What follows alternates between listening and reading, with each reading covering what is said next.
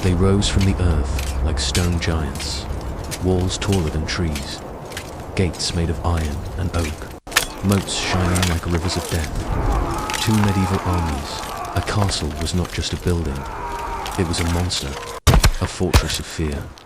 From a distance, it looked silent, but up close, it was alive with archers, boiling oil, and walls that refused to fall. Soldiers laughed sometimes. Stone walls will break them. But once the siege began, their laughter died. Because taking a castle was not a battle, it was torture, and almost impossible. Stay with me, because today you'll see why medieval castles turned brave knights into broken men, and why these stone fortresses became the ultimate symbol of power and survival. They didn't just build castles anywhere. They chose the ground like a weapon, high on hills, sharp on cliffs, where every step toward the wall felt like a death march. Attackers had to climb, exhausted, shields up, arrows raining down, and when the ground wasn't high enough, nature became the ally. Rivers wrapped around the walls, swamps swallowed horses and men. Rocky terrain broke siege towers before they even reached the gate. From the towers above, defenders had the best view in the world. They could see dust rising miles away. They could see an army coming long before the first arrow flew. To the men inside, a castle wasn't just stone. It was the high ground, the ultimate advantage. First came the moat, a river carved by men, a barrier no army could ignore. Siege towers. They stopped at the edge, battering rams, too far to touch the gates. If the moat was filled with water, it became a grave. Men in heavy armor slipped. They drowned before they even reached the wall. And when the moat was dry, it was worse. Deep trenches lined with spikes, mud that swallowed men whole, hidden traps waiting in the dark. Every step into a moat was a gamble. Most never made it out. That's why a moat wasn't just water or dirt. It was a shield, a deadly ring of protection that turned the castle into an island of survival. The walls were monsters of stone, 30 feet thick in places, so wide you could ride a horse on top. Attackers brought rams. They slammed again and again, but wood on stone. It was like ants biting a mountain. They tried fire, but stone doesn't burn.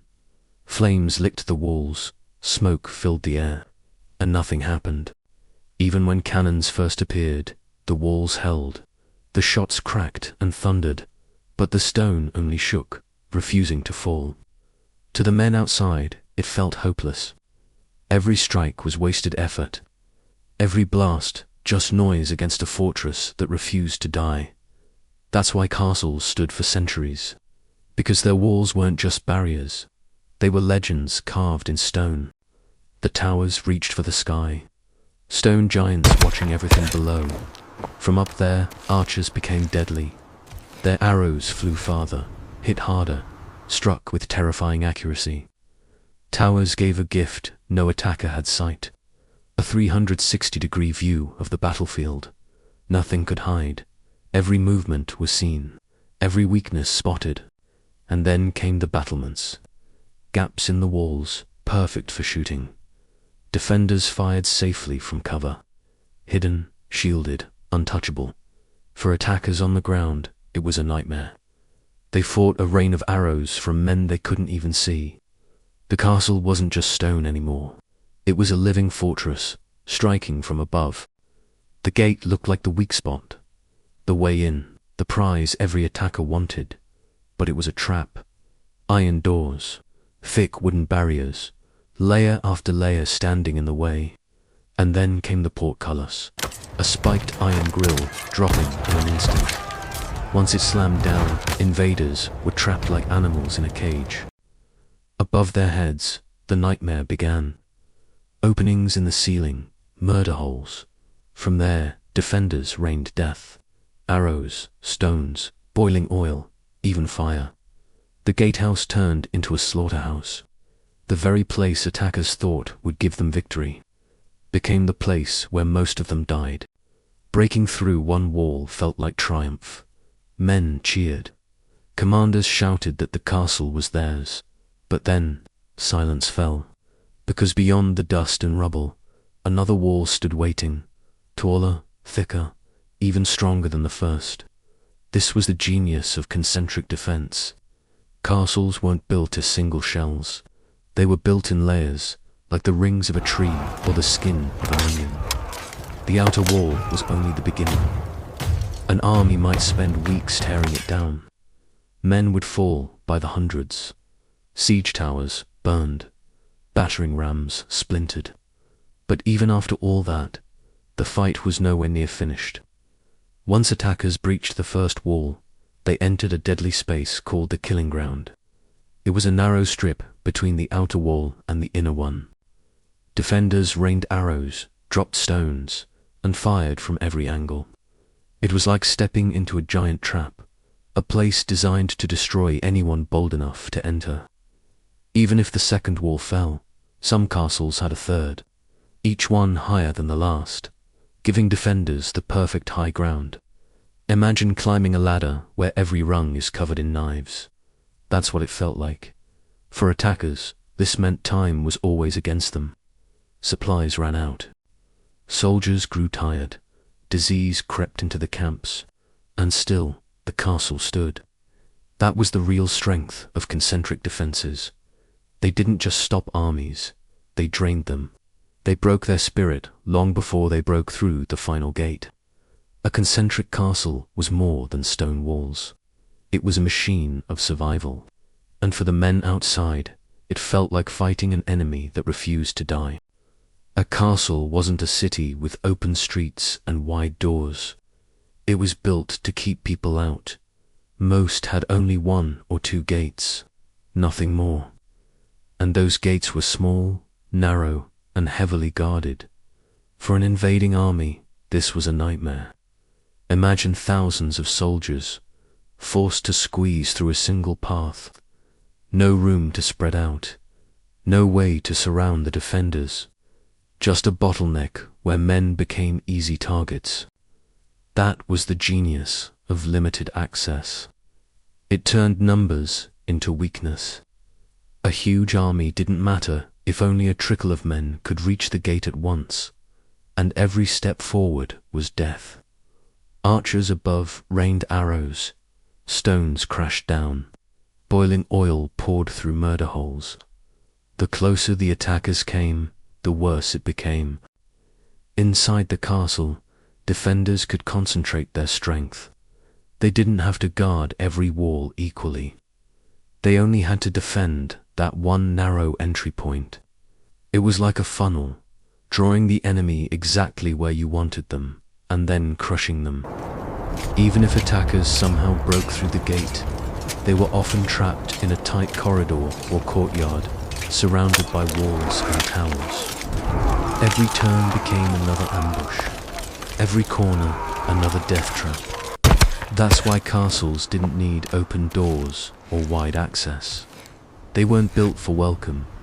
They were built for survival. And for the enemy, that single gate was not an opening. It was a graveyard. The closer you got to a castle, the more dangerous the ground became. It wasn't just walls and towers you had to fear. It was the traps you couldn't see until it was too late. Hidden pits lined the approach, covered with branches, dirt, or grass. An enemy soldier running forward would suddenly vanish, falling into darkness, impaled on sharpened spikes. The charge behind him broke apart in panic. Momentum was lost. Fear took over. For cavalry, the nightmare was even worse. Knights in heavy armor spurred their horses forward, thinking they could smash into the gates. But rows of wooden stakes were buried in the earth, pointing upward like teeth. Horses refused to move closer. Those that did crashed onto the spikes, sending riders tumbling into chaos. And siege engines, the great towers and rams that armies depended on, they were slowed to a crawl by barriers.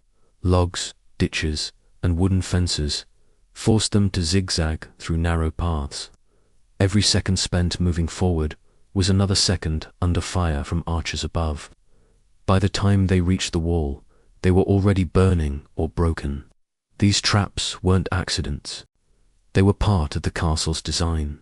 Invisible weapons that turned the land itself into a defender. To an attacking army, it felt like the ground had betrayed them. Every step forward was a gamble. Every charge risked ending in disaster. The walls hadn't even been touched, and yet men were already dead. That was the genius of defensive traps. They didn't just kill, they destroyed morale. They made brave soldiers hesitate, and in siege warfare, hesitation was as deadly as any sword. A castle wasn't just stone walls and towers, it was a stomach. A place designed to survive hunger and thirst when the outside world was cut off. Inside the walls were granaries, massive stores of grain, bread, dried meat and cheese, enough to feed soldiers, families, and servants for months, sometimes years. While attackers outside rationed every crumb, the defenders inside still ate warm meals by firelight. Firelight, water was life, and castles guarded it carefully. Many had deep wells dug right into the courtyard, protected from enemy attack. No matter how long the siege lasted, defenders could still drink. Some castles even piped in water through hidden channels, keeping the flow secret. This gave defenders something priceless: time. Outside the walls, armies grew weaker every day. Food spoiled, supplies ran out, men grew hungry, restless, and sick. Inside, life carried on almost normally. Some castles even had secret tunnels leading to rivers, forests, or nearby villages. At night, small groups could slip out to bring back fresh supplies, right under the noses of their enemies.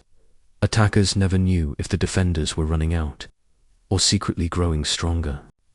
This difference crushed morale. The army outside was starving, waiting, wasting away. The men inside, they were waiting too, but with full stomachs, strong bodies, and patience. In siege warfare, hunger was often deadlier than swords, and castles were built to make sure the hunger belonged to the enemy, not the defenders. Before the first arrow flew, before the first ram struck the gate, the castle had already fired its first weapon.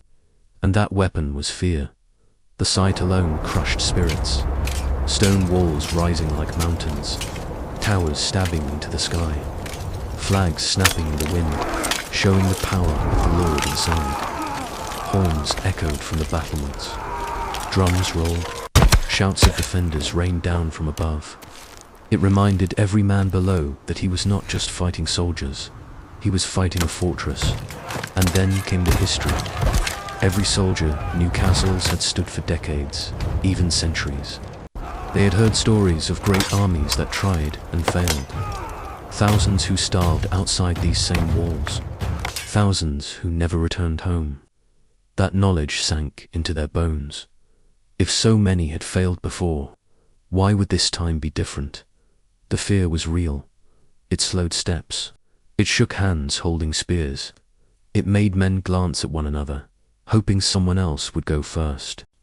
The castle didn't just stand tall with stone. It stood tall in the minds of its enemies, a weapon of psychology, a silent giant whispering to every attacker, "You will not win."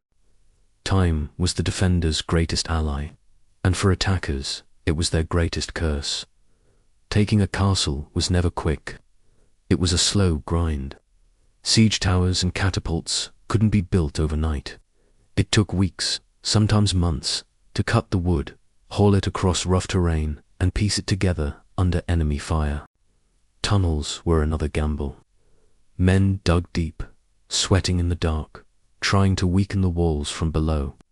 But the ground was treacherous. Cave-ins killed entire teams. Flooded tunnels drowned men like rats.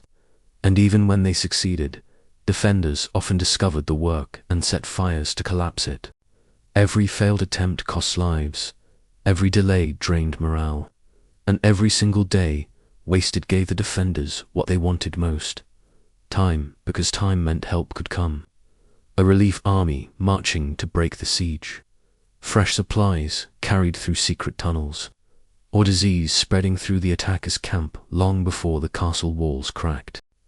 For the soldiers outside, it was like watching the sand run out of an hourglass.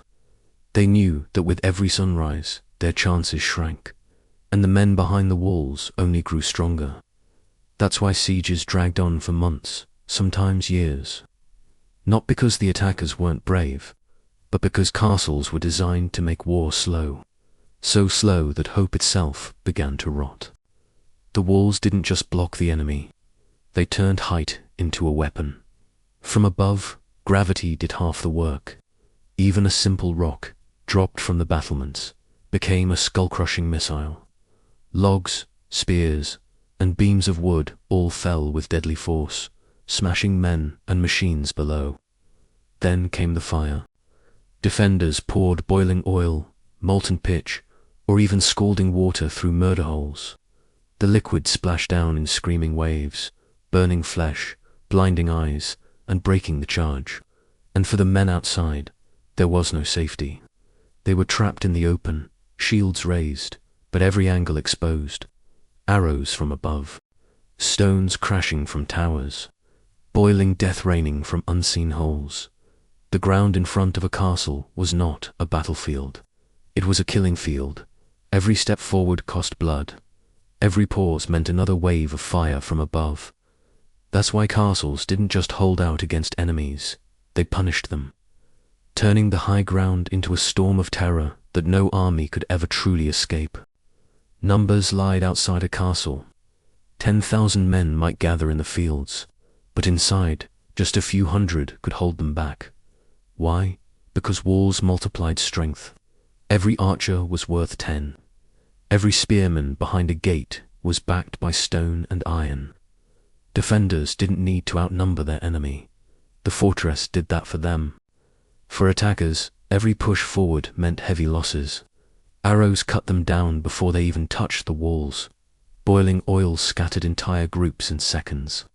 And when they finally reached the gate, they found themselves trapped in killing zones where one defender could slay many.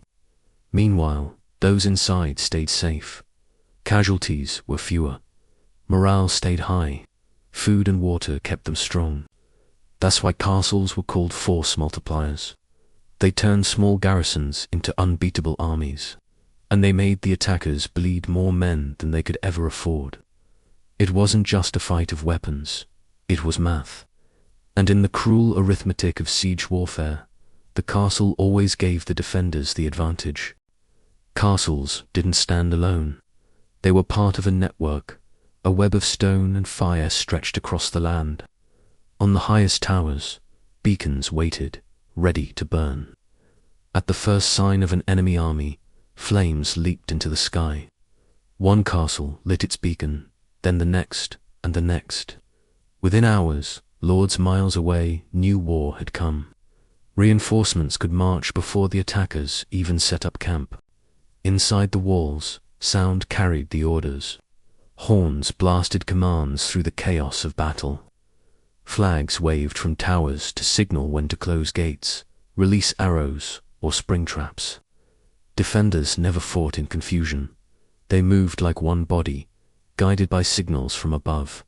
And the enemy they could only watch in fear, because they never knew if help was coming. At any moment, the horizon might fill with banners. Another army charging to break the siege. This uncertainty was deadly. Attackers didn't just fight stone walls. They fought the fear of what they couldn't see. Every castle tower wasn't just a lookout, it was a voice. A voice that carried across valleys and hills, promising the defenders they were never truly alone. Castles were more than fortresses. They were masterpieces of defense, built with stone, strategy, and fear itself. Every wall, moat, and tower was designed to remind attackers, this is no easy prize. For centuries, armies tried. They starved defenders. They built massive siege engines. They sacrificed thousands of men. And still, castle after castle stood tall. Because to take one wasn't just to win a battle. It was to topple power itself. And that was never easy. So the next time you see an old castle ruin, remember, those stones once defied armies, kings, and empires. They were the unbreakable fortresses of their age. If you enjoyed this journey into the world of medieval castles, make sure to subscribe for more epic history stories. Hit the like button if you learned something new, and tell us in the comments. If you were attacking a castle back then, which defense would scare you the most? Because history isn't just about what happened, it's about imagining what it felt like to be there.